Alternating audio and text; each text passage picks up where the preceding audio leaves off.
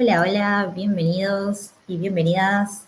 ¿Cómo están? Buenas tardes, buenas noches, buenos días, dependiendo en qué hora nos estén viendo. Te voy dando la bienvenida a esta nueva edición de Design Talks.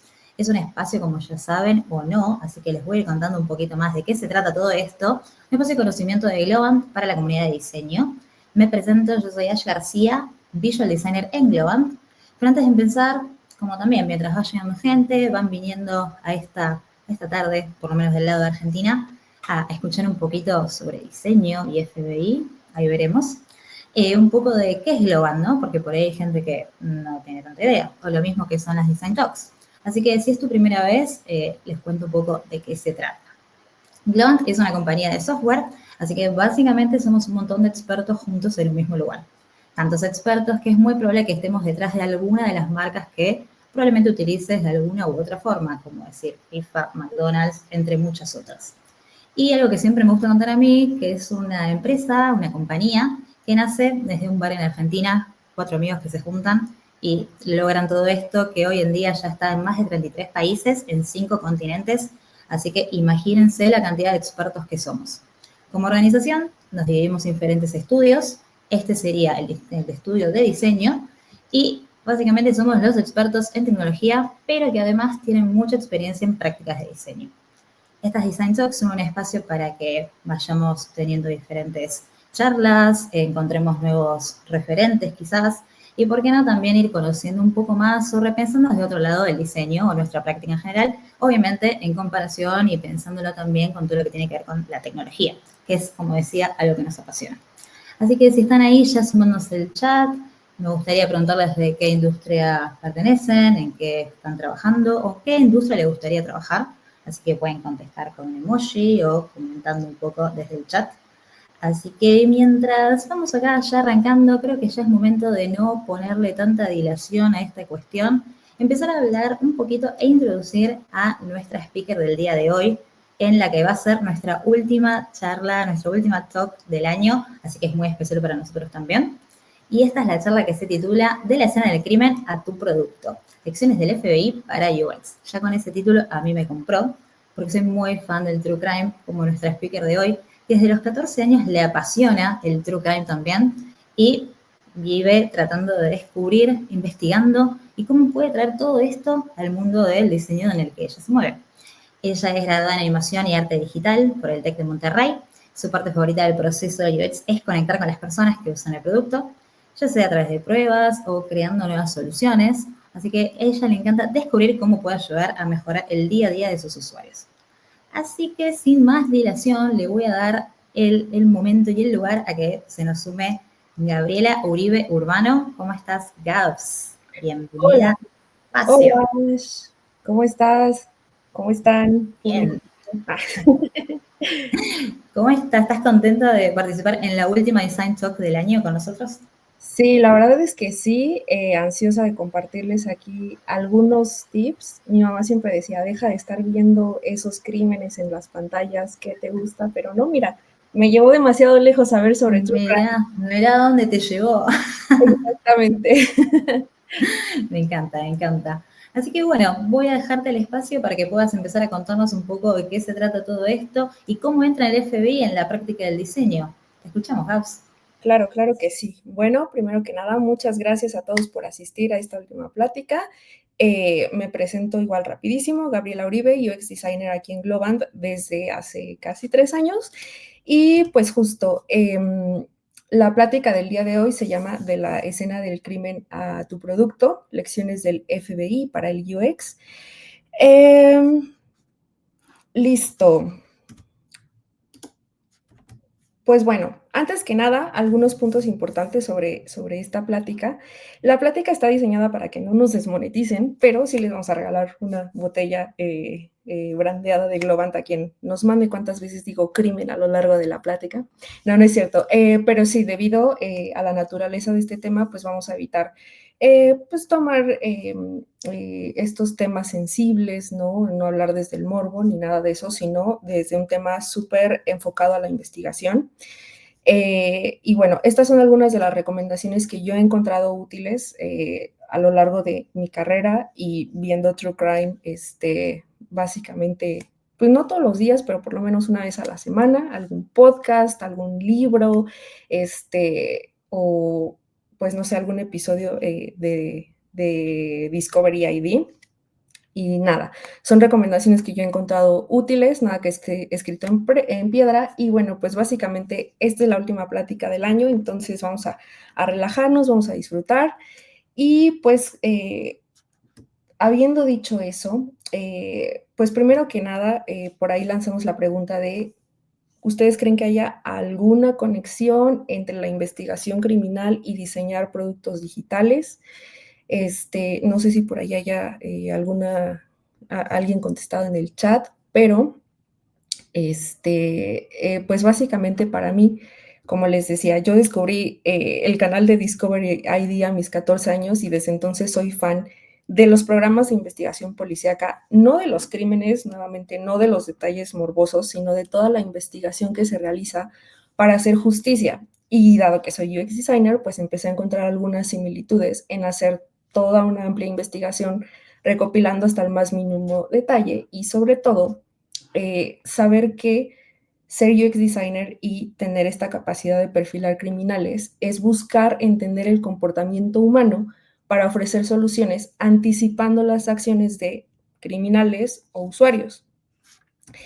Y a partir del comportamiento humano, los dos buscan soluciones que derivan, en nuestro caso, en productos digitales y en el de un investigador, en perfiles criminales. Ahora bien, ¿qué es un perfil criminal? Se estarán preguntando, querido público. Pues es, y cito, una herramienta de investigación que utiliza las características del comportamiento del delincuente como base. Y a partir de conocer quién es y por qué comete los crímenes, se puede predecir su siguiente acto y capturarlo. La Unidad de Ciencias de Comportamiento del FBI fue pionera en el desarrollo de perfiles cuando a finales de los 70, John Douglas, el señor que ven aquí, que era un agente especializado en negociación con rehenes y hamburgers, que era una enfermera y user researcher, bueno, no user researcher, solo researcher, de crímenes de índole sexual a mujeres. Ya nos desmonetizaron, ni modo, pero bueno. Junto con más agentes empezaron a definir métodos de investigación como entrevistas a criminales convictos y pruebas forenses para identificar por qué había tantos crímenes que parecían ser cometidos por la misma persona.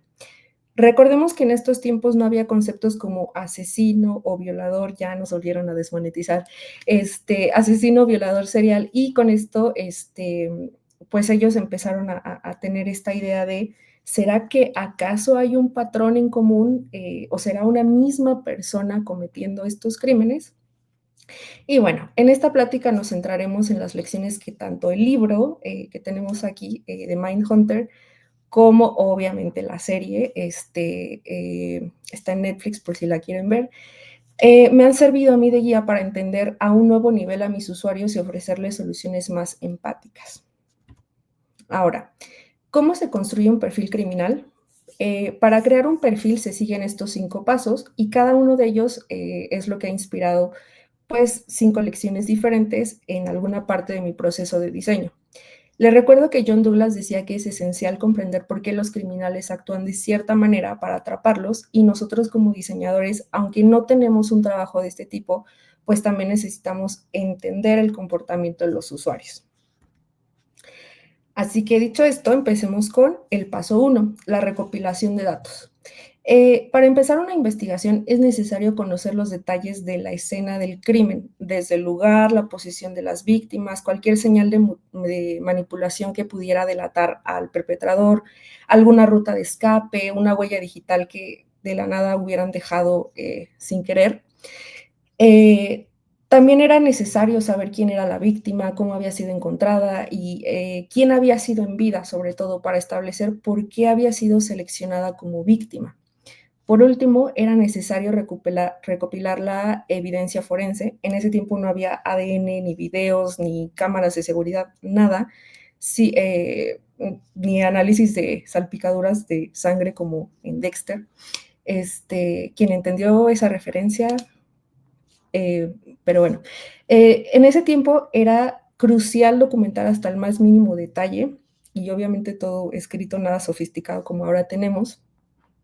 Pero bueno, una vez que se tenía documentado todo este proceso, era que ellos podían entender mejor cómo había pasado el crimen, lo cual me lleva a la lección número 1, que es que de esta manera tan minuciosa en la que se recababan esos datos, es algo pues muy parecido a lo que hacemos, ¿no?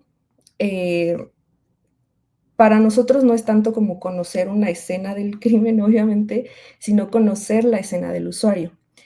Anne Burgess decía que John Douglas tendía mucho a decir veo en vez de decir pienso. Es decir, él la mayoría de las veces trataba de hacer en su imaginación todo el entorno, de volver a reconstruir si era de día, si era de noche, cuáles habían sido los últimos momentos de la víctima, ¿no? Abrió la puerta, entró a su casa, vio que alguien le habló. Es decir, tener como este video, esta película mental, era lo que le ayudaba, además de analizar con mucho detalle las fotos de una escena. Y bueno, esto era crucial porque ellos, debido a la alta demanda de casos de crímenes, no podían ir presencialmente a la escena. A veces igual asesoraban cold cases, casos que no eran resueltos, entonces era prácticamente imposible estar en esta escena. Eso, pues a mí me ha pasado muchas veces, creo que a varios aquí nos ha pasado que no tenemos pues absolutamente ninguna información del usuario, ¿no? Tenemos que empezar a diseñar, pero no sabemos a profundidad quiénes son, cuál es su entorno. Para mí es súper útil imaginarme el entorno con todas sus características. Si hay ruido, si hay luz, mi usuario está en el transporte, el dispositivo está limpio, en condiciones óptimas, la conexión a internet es buena. Y si no tengo una idea de cómo son estas características del ambiente, algo que me ha ayudado mucho es utilizar esta herramienta que se llama Whimsical. Aquí, por ejemplo, estoy poniendo, no sé, haz una lista de todas estas características del ambiente y del espacio que puede enfrentarse una persona que trabaja en una agencia de viajes. Aquí supongamos que yo quiero diseñar una aplicación para protección civil, entonces le estoy poniendo que enliste áreas de riesgo potencial, y aquí esta maravillosa inteligencia artificial ya me dijo cuáles son esos riesgos posibles, ¿no? Entonces, esto me puede servir a mí para imaginarme en dónde pueden estar los pain points de mi usuario, y yo, como diseñadora de una app de protección civil, en dónde puedo poner yo especial énfasis. Entonces, para no quebrarme la cabeza y digo, yo tengo una muy buena imaginación, pero a veces se me pueden ir como detalles como, no sé, cables sueltos, riesgos de electricidad, ¿no? Alguien se puede caer. Esta herramienta igual es para hacer estos mind maps, pero yo la utilizo particularmente para saber cómo puede ser el entorno de mis usuarios y enlistar todas esas características de su entorno. Ahora, regresando, también me es útil saber las características del usuario. No una user persona, sino los detalles al momento en el que va a utilizar el producto. Desde detalles físicos como si está sentado, o está transportándose, está estudiando, hasta su estado de ánimo. Es decir, el nivel de estrés o cómo le hace sentir tener que usar el producto que estoy diseñando. Esto pues también es muy útil para saber si o sea, cómo se sienten ellos en relación a utilizar mi producto. Es decir, lo estoy utilizando para un trabajo, híjole, tal vez no me encante tanto, lo estoy utilizando para entretenerme, ok, entonces tengo que diseñar una experiencia pues divertida, ¿no? Y finalmente empiezo a imaginar qué tipo de soluciones requiere que le resulten intuitivas en este contexto, en el entorno y en el momento en el que está. Ayuda mucho a hacer una lista de estas frustraciones y preguntarnos qué tipo de producto necesitan los usuarios de acuerdo al contexto que ya analicé, de acuerdo a sus impedimentos físicos, a cómo está el entorno donde está utilizando mi producto. Ahora bien, El paso número 2 es evaluar comportamientos y patrones. Y aquí es donde la serie se pone interesante, claro que sí. Ay, no cambia. Porque es donde se hacen las entrevistas, ¿no? Entonces, John Douglas decía que para entender si queremos entender al artista hay que estudiar a la obra. Él, junto con el equipo de la Unidad de Ciencias de Comportamiento, condujeron entrevistas a criminales seriales porque para él era muy necesario interactuar a un nivel personal. Aunque al principio y por lo peligrosos que eran estos convictos, no era tan fácil concretar alguna entrevista, no sé a qué me suena, Douglas aprendió ciertas dinámicas en las prisiones federales. Él describe en su libro que empezó a ver que era mejor presentarse al final del día para encontrar un poco pues distraído o cansado al director del penal. Le presentaba su placa del FBI para generar como cierta autoridad sobre él y así se concretaban las entrevistas de manera más fácil. Estas entrevistas pues no proveían más información que la que ya sabían en las carpetas de investigación o las declaraciones que habían dado los criminales, pero sí empezaron a darles una idea de cómo pensaban al momento de cometer el crimen. Ahora bien, estas entrevistas no eran nada fáciles, ya que estos individuos eran expertos, manipuladores, narcisistas y egocéntricos. Pero voy a dejar hablar de mis exes y voy a describir cómo estos criminales tenían resistencia a colaborar con agentes federales, que aunque pues eran de otras agencias al final, pues para ellos eran unos policías, ¿no? Entonces, para sacar la información, lo que ellos hacían era pues tener algunas técnicas que son las que a mí también me han servido bastante, ¿no? Y aquí yo siempre que voy a una entrevista con usuarios digo, si John Douglas pudo estar en un mismo cuarto con criminales tan horrendos, pues porque yo no puedo hacer una entrevista con un simple usuario, ¿no? Entonces, algunas recomendaciones que yo saqué de este libro son básicamente, digo, si han tenido la oportunidad de tener entrevistas con usuarios, pues sabrán que es difícil, ¿no? El simple hecho de preguntarle a alguien por qué hace las cosas. Entonces, Douglas decía que si lo que él hacía era estudiar todas las carpetas de los archivos y proyectar esa información al criminal que estaba estudiando, ¿no? Así lograba como tener un poco más de autoridad sobre criminales como Charles Manson, Jerry Brudos o Richard Speck. Si no saben quiénes son, qué bueno, porque no están tan mal mentalmente como yo, ¿verdad? Pero bueno, Douglas, como les decía, estudiaba todos los archivos de los individuos y nosotros también debemos estudiar lo más que se pueda sobre el contexto, el entorno, los usuarios, para tener información complementaria al momento de hacer las preguntas que ya tenemos en nuestro guión. 2, nadie quiere que la autoridad les cuestione sobre sus hábitos. Les decía, al final los criminales decían, no le quiero hablar a este policía, como por qué me viene a entrevistar. Hay algunos usuarios que de repente cuando ven que un entrevistador llega, pues no es tan fácil cooperar, ¿no? Entonces no es suficiente con recordarles, como hacemos en todos nuestros guiones, que no los estamos evaluando a ellos. Más bien, pues hay que avisarle a nuestras caras, ¿no? A nuestras expresiones corporales y tratar de ser lo más amigables posibles. También es muy común que los usuarios no quieran colaborar. En este caso, pues hay que invitarlos a reflexionar sobre ellos mismos y cómo es que logran sus objetivos. Para eso, pues ya estudiamos, ¿no? Ya estudiamos cuál es su contexto, en dónde viven, por qué deberían de utilizar el producto que les estamos planteando. Entonces, lo único que hay que hacer es empezar con un tema de conversación. Ahora, hay usuarios que hasta colaboran de más. Muchos tienden a exagerar o a mentir o a parecer mejores, ¿no? De lo que se les está preguntando, pero siempre hay que regresarlos a la realidad preguntándoles qué es lo que hacen de manera diferente, qué es lo que hacen de manera única. Douglas decía que había muchos criminales que tendían a exagerar sus anécdotas, entonces lo mejor era aterrizarlos y preguntarles detalles como muy específicos nuevamente de la investigación de del estudio de toda la investigación de las carpetas del crimen.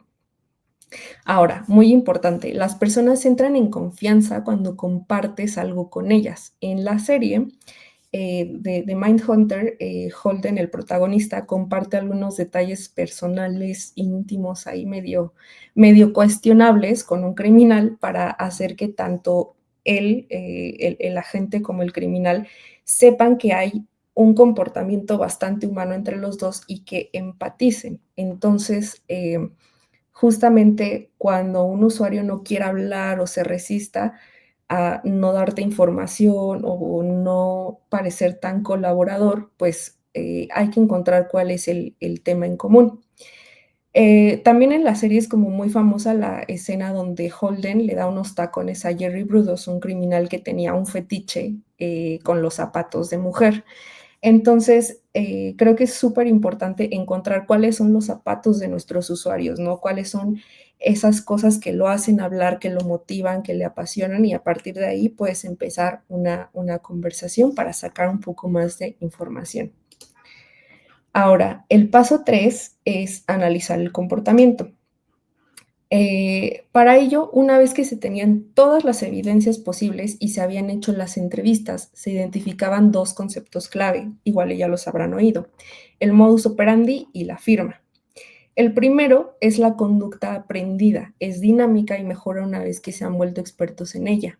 Son los métodos que utiliza para llegar al mismo objetivo una y otra vez. La firma, en cambio, es su motivación o lo que le da la plenitud y satisfacción.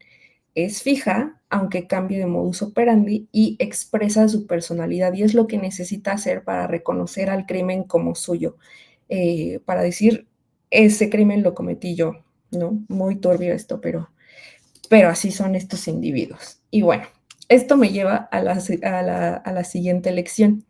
Criminales o no, todos actuamos diferente, pero de la misma forma. ¿Qué? Todo tiene sentido. Antes de que me denuncien por ser una charlatana, déjenme les explico. Nuestro actuar es diferente a los demás, pero individualmente recurrimos a los mismos patrones para actuar una y otra vez. Para identificar esto en nuestros usuarios es importante enfocarnos en las emociones y preferencias de los usuarios, y también podemos reconocer estas dos características. Para encontrar su modus operandi, podemos identificar los productos que más usa a través de entrevistas a usuarios, friends and family, sobre todo si nuestro producto es nuevo. Es súper importante investigar cuáles son los productos que más utiliza y qué es lo que más les gusta de ellos. Después, los patrones de uso más comunes, utilizando páginas como esta, uxarchive.com, donde aquí podemos encontrar patrones de uso súper comunes, y tienen a Llama bailando, yay.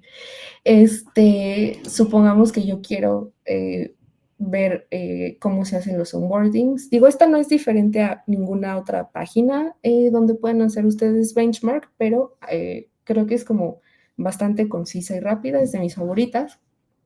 También tenemos Good UX, donde también podemos encontrar más documentación y más ejemplos de cómo lo han hecho algunos productos, y sobre todo estar enfocados en best practices. Aquí sí está documentado cómo hacen cada uno de estos patrones. ¿Qué más? También necesitamos identificar los motivos de uso, de nuevo con entrevistas a usuarios, friends and family, y conversaciones con stakeholders. Y finalmente las tendencias. Yo les puedo compartir ahorita Refero, no sé cómo se pronuncia, pero aquí básicamente podemos encontrar inspiración mucho más visual. Yo que no soy BD y que, como habrán visto en mi presentación, el diseño gráfico es mi pasión.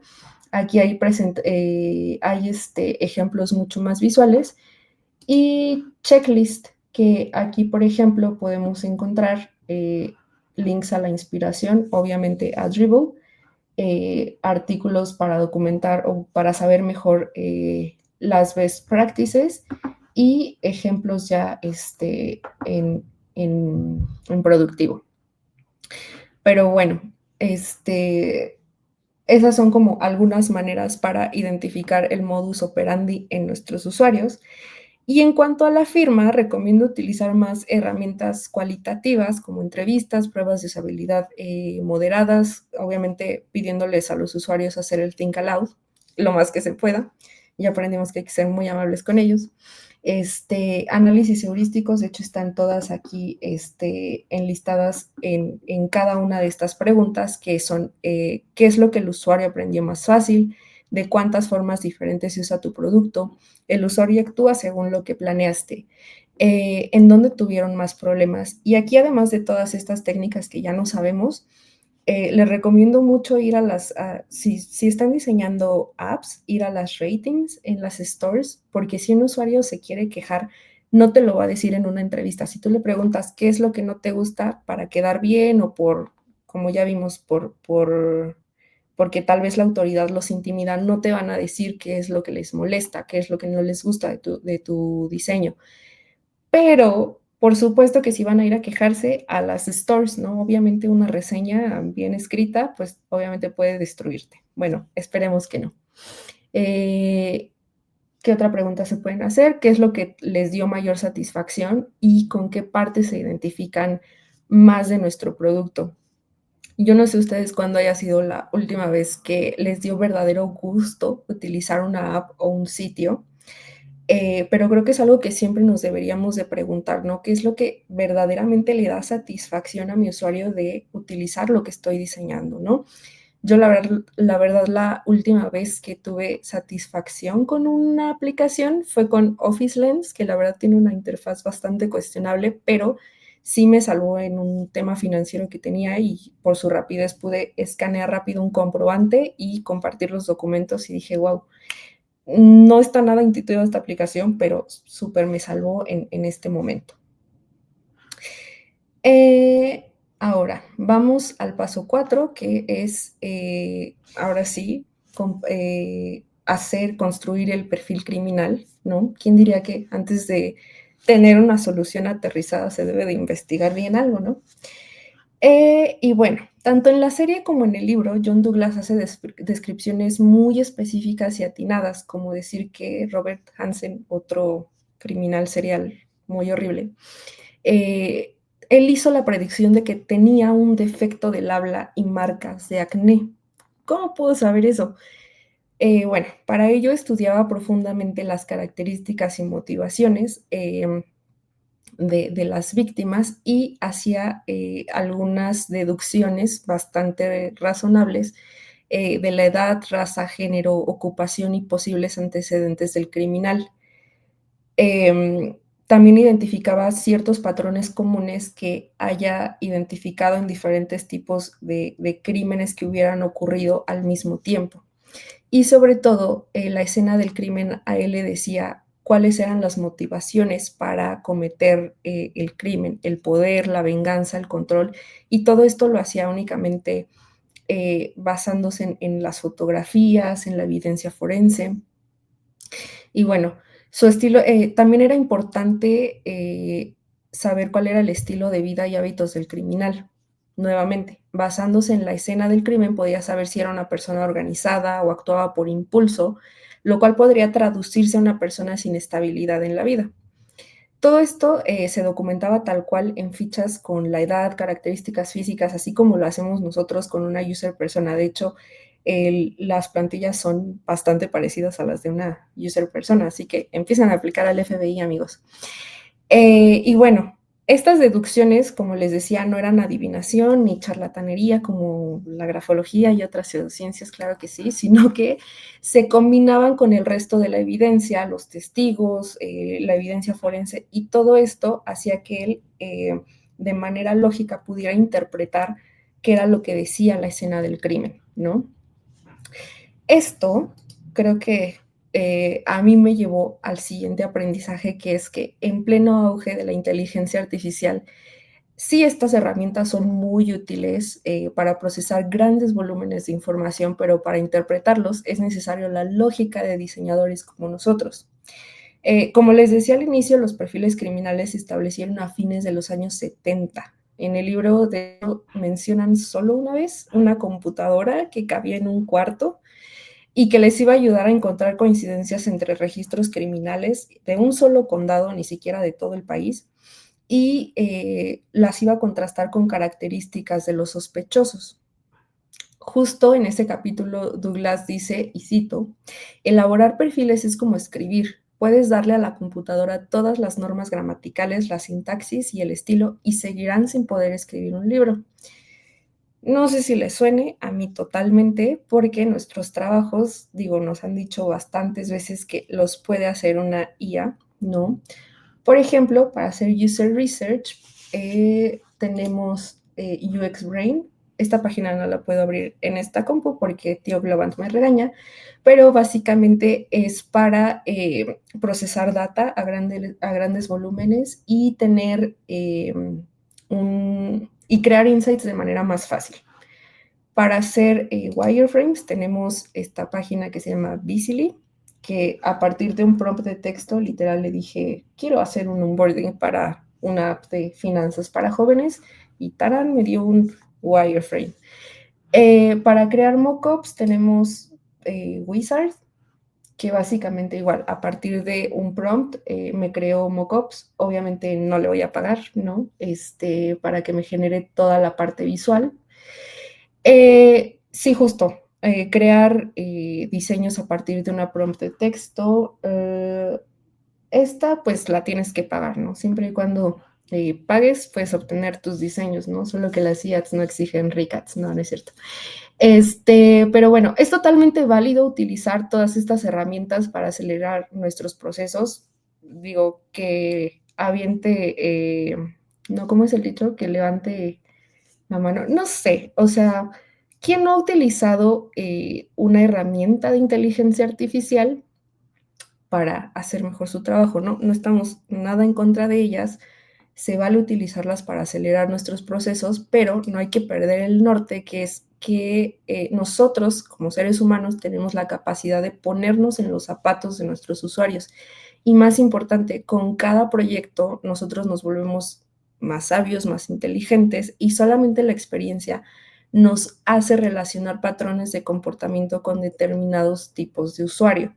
Es decir, ahorita que está muy en auge tener reels por todos lados, nuestra experiencia nos puede decir que, no sé, tal vez nuestras audiencias más jóvenes están más acostumbradas a consumir videos cortos que se adapten a su span de atención, que es relativamente corto, ¿no? Y esto únicamente lo vemos nosotros a través de nuestra experiencia, ¿no? Sí podemos utilizar una IA que nos ayude a darnos insights, pero al final la interpretación está en nosotros. Y paso 5, ya casi acabamos con esta tortura, yay. Predicción y ajuste continuo, ¿no? Para evaluar cómo podemos predecir los comportamientos. Bueno, en el caso de John Douglas, una vez que se tenía documentado el perfil criminal, esta información se pasaba con los detectives y departamentos de policía para generar estrategias de captura. Como ya se sabía qué tipo de víctimas buscaban, se implementaban operativos en lugares donde hubiera víctimas potenciales. Un perfil también revelaba, por ejemplo, si cometer crímenes los había llevado a buscar refugio en una iglesia o en el alcohol, y también se investigaba si había un nuevo miembro en la iglesia del pueblo.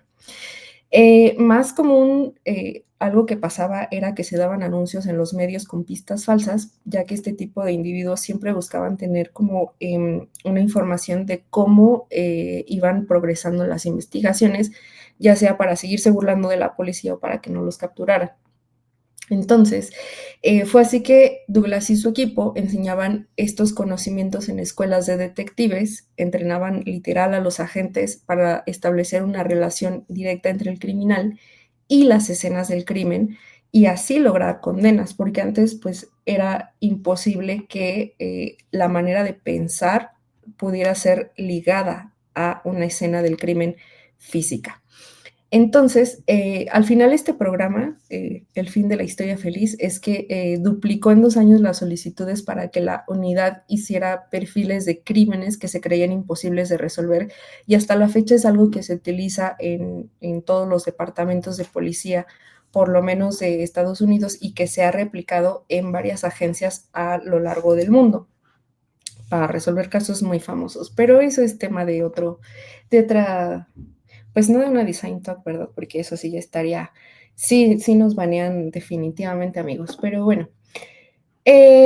Aquí viene mi enseñanza principal, ¿no? Una vez que conocemos cuáles son las preferencias, qué es lo que le gusta, cómo es su entorno, cuáles son las posibles razones para predisponer a los usuarios a no utilizar o no recibir bien nuestros productos, es decir, todos los puntos anteriores que vimos, nosotros también somos capaces de predecir qué es lo que necesitan nuestros usuarios. Es decir, cómo es que todos estos patrones que ellos utilizan para comportarse, cómo es que todo el entorno que les está afectando los va a llevar a modificar los comportamientos, ¿no? Como ya vimos al inicio, eh, cuando un usuario se vuelve experto en una aplicación, en un producto, tienden a encontrar atajos o tienden a encontrar algunos otros modos de utilizarnos, ¿no?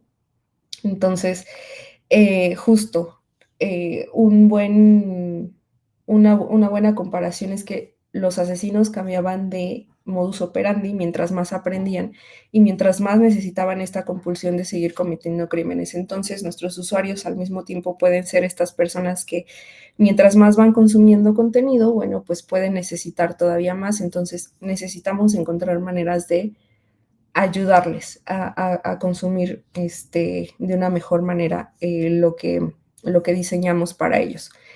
Y bueno, esta creo que es como la enseñanza más grande.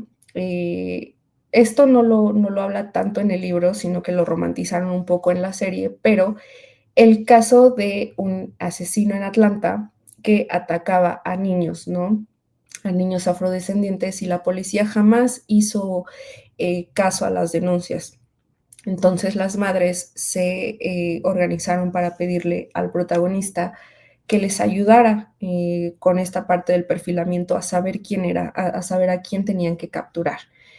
Y aunque nosotros no tenemos un trabajo de esa escala, ¿no? De tener que atrapar a criminales o algo así, al final del día creo que hacer productos para personas que van en el transporte público, para personas que tienen que hacer un libro de contabilidad lo más rápido posible, eh, o simplemente ayudarles con una app de ejercicio, no sé, las posibilidades son infinitas. Pero al final nosotros somos una herramienta para solucionar sus problemas. Entonces, ¿cómo podemos nosotros ayudarles si no es entendiéndolos, empatizando con sus frustraciones, con su día a día, eh, con las cosas que ellos consumen, con los productos que les encantan? Tenemos que ponernos un poco en los zapatos de los usuarios, ¿no? Y cómo mostramos el valor de nuestra profesión. Esto creo que todos lo hemos sentido cuando empezamos nuestra carrera o cuando empezamos un proyecto nuevo, que es esta falta de confianza en cuanto a por qué meter a un UX designer, un service designer a tu producto, ¿no? ¿Por qué lo necesitas más de una semana? Y al final es estar probando constantemente nuestro valor a través de comportamientos, ¿no? Alguna parte del libro, justo cuando resolvieron el caso de los asesinos, de los asesinatos de Atlanta, John Douglas dice que se cometieron varios errores, ¿no? Se pudieron haber anticipado varias cosas, varios lugares donde el depredador podía atacar. Sin embargo, al final del día lo hicieron, lo atacaron, demostraron su credibilidad, no solamente ante el FBI, sino ante las fuerzas de la ley de todo el mundo. Y al final su objetivo final era atrapar asesinos y ya habían encontrado cómo hacerlo. Entonces solo era cuestión de replicar esta metodología para hacerlo una y otra vez. Entonces, básicamente el trabajo de un perfilador y un diseñador tiene pues la misma misión, ¿no? Comprender el conocimiento del pasado para anticipar el futuro. Y bueno, pues si podemos entender por qué las personas actúan como lo hacen, tenemos el poder de cambiar vidas, incluso con una aplicación lo más mínima que ustedes crean, podemos mejorar un poco las vidas de nuestros usuarios. Y pues listo, eso sería todo de mi parte. No sé si tengan por aquí algunas dudas, comentarios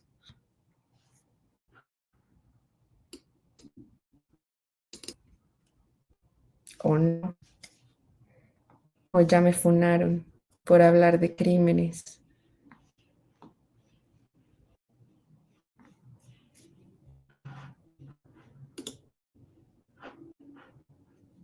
Yo creo que sí, ya me van a despedir por hablar, por decir tantas veces crimen en una sola presentación.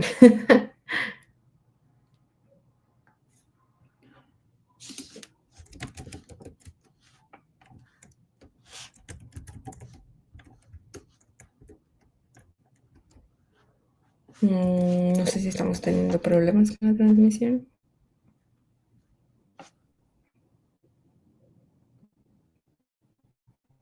Así es, tiembla, FBI, tiembla, claro que sí. Digo, la verdad, por aquí tengo mi copia ejemplar, la que empezó todo.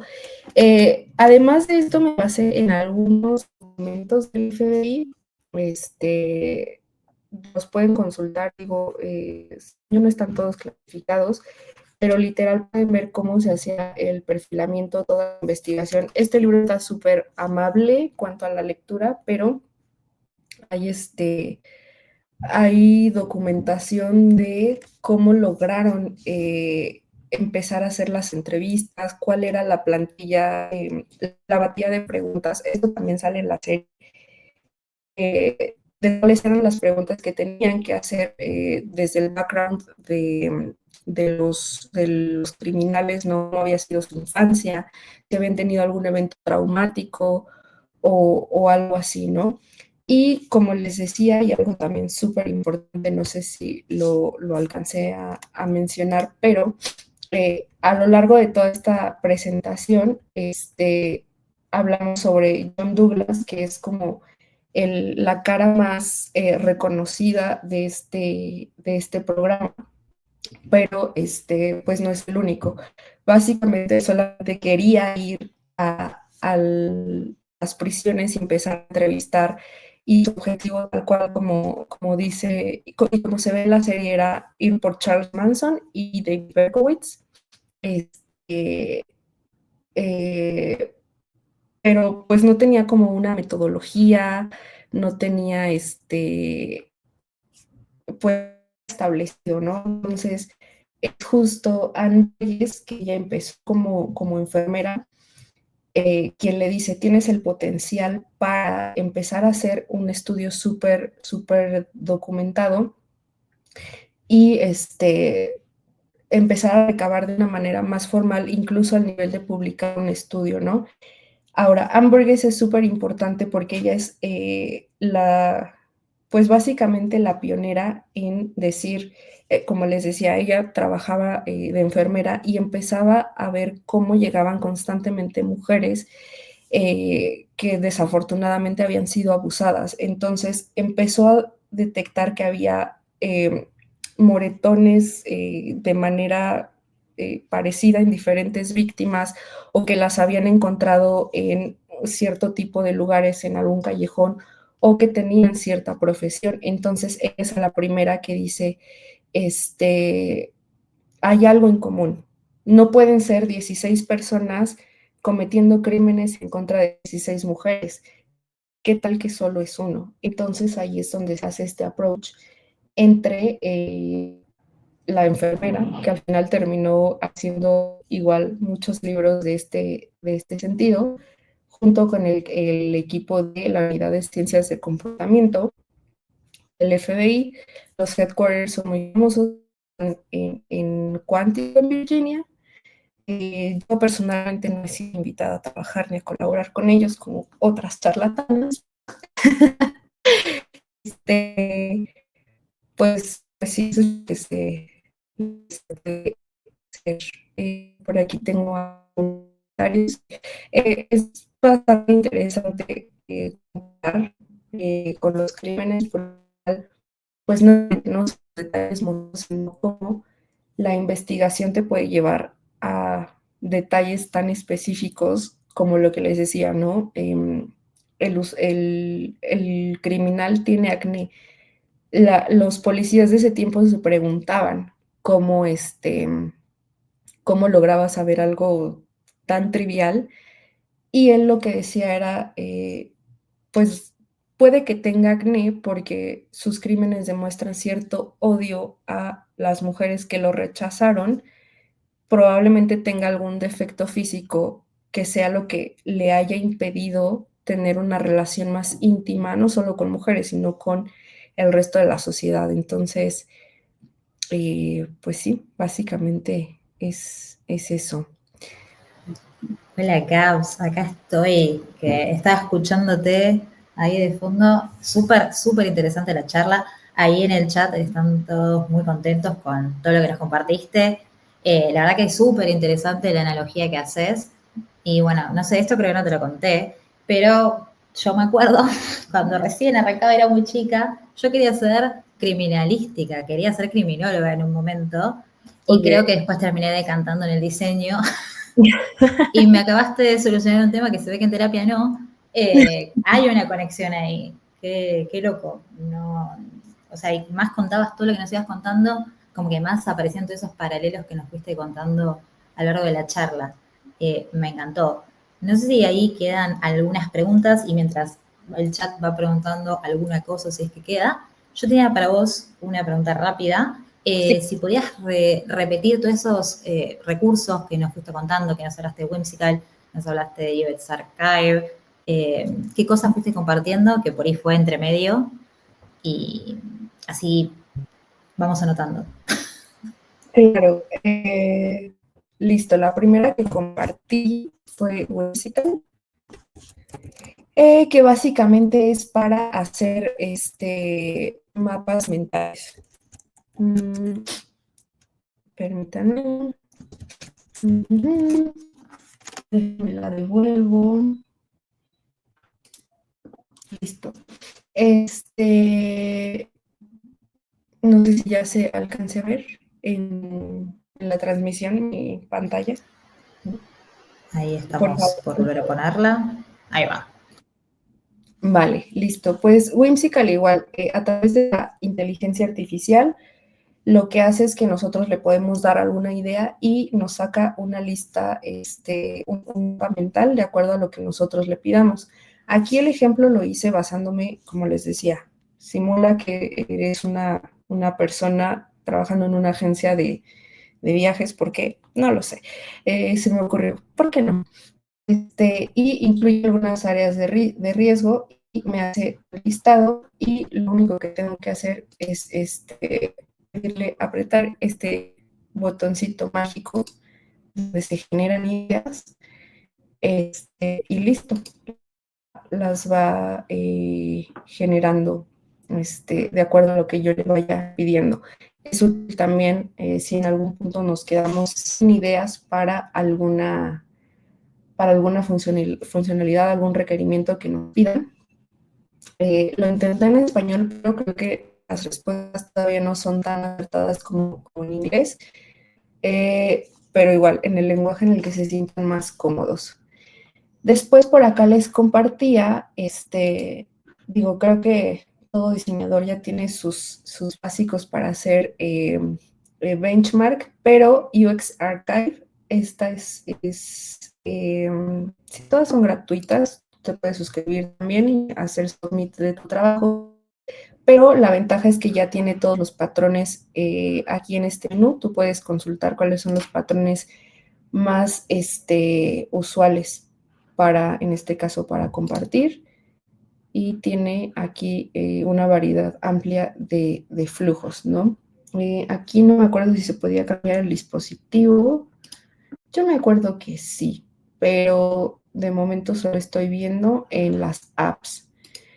Good UX es básicamente más a manera de blog y de casos de éxito, pero ustedes pueden dar en categorías y listo. Aquí están, pues sí, los flujos donde más tienen documentación. Y aquí están todos los casos de éxito por si necesitan algún tipo de inspiración y sobre todo de saber cómo se llegaron a las soluciones de diseño. Después tenemos Refero, I don't know, como ustedes quieran llamarle. Y básicamente esto es mucho más visual. Como les decía, yo soy UX, entonces no tengo tan fino ese skill como nuestros amigos BDs. Y aquí lo que está como muy bonito es que pues justamente te hace este breakdown de en dónde se acomoda este tipo de página, qué colores utiliza y cuáles son los botones. Ahora, cuando tú le das clic a cada uno de estos elementos, pues obviamente te vuelve a filtrar. No, no tenía buenas prácticas. Quien sí tiene buenas prácticas es Checklist Design, que por ejemplo yo aquí puedo ir a consultar una página 404, por ejemplo, y esto me parece que también lo tiene Notion, los checklists de UI y de UX, pero aquí te dice qué es lo que debe de tener una buena página 404. En este caso, tú puedes ir chequeando de acuerdo a tu diseño lo que necesites. Te da la inspiración. Bueno, en esta te lleva a Dribbble y ya te da la inspiración visual, artículos donde puedes encontrar buenas prácticas y algunos ejemplos de personas que lo hacen bien, de productos que lo hacen bien. Y finalmente, pues estas son más como para que no se las compartan a sus stakeholders ni a nadie de negocio, porque si no, se nos acaba el negocio, amigos, se nos acaba. Por favor. Sí, no, de eso prohibido hablar. Si les preguntan, dicen, no, eso no existe.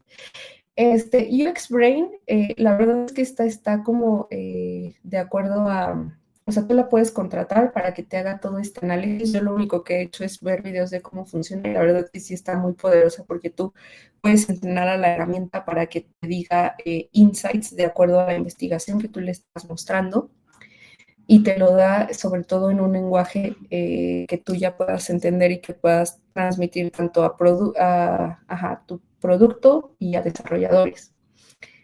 Después tenemos a Visily, que nuevamente hace los wireframes. Tú nada más les puedes preguntar cualquier cosa y para seguir agregando pantallas, bueno, pues te gastas créditos. Si quieres, puedes comprar la herramienta.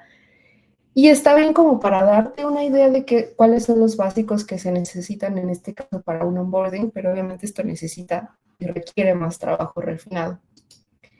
Y esta que es la de Wizard, que igual, bueno, yo lo probé con una prompt, pero ya me dio como toda una aplicación diseñada, ¿no? Para una persona que no quiere, que no recuerda cuándo regar sus plantas, claro que sí. No me ha pasado para nada. Pero listo, esas son las herramientas. Buenísimo, Gabs, gracias ahí por esa recapitulación. Desde el chat están todos muy contentos con esta talk que nos diste, que nos sumergiste en el mundo del FBI. Nos diste una salida laboral por cualquier cosa. Ya sabemos que como diseñadores tenemos una patita ahí en el FBI también. Me encantó, súper divertida, mucho humor, eso también le sumó mucho a esta charla de hoy. Así que bueno, creo que podemos ir cerrando. Las preguntas que más quedó, que me parece que está buena decírtela, dicen por ahí, ¿cuánto te pagan por promocionar el libro? El libro y la serie, Netflix ya debería también de pagarme, claro que sí. Deberías estar esponsoreada, mira. Es un muy buen elemento, no es cierto. Increíble. Bueno, entonces, Gabs, primero, muchas gracias por sumarte a esta comunidad, a este ciclo de Design Talks 2024. Un placer cerrar con esta charla que, como decíamos, muy interesante, divertida, porque se ve que estamos todos con alguna tocada de cabeza, pero bien.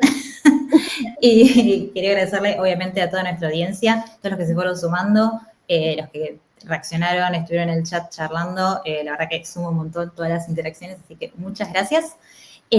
Yo los voy a estar recibiendo el año que viene, porque como venimos diciendo, es la última talk del año.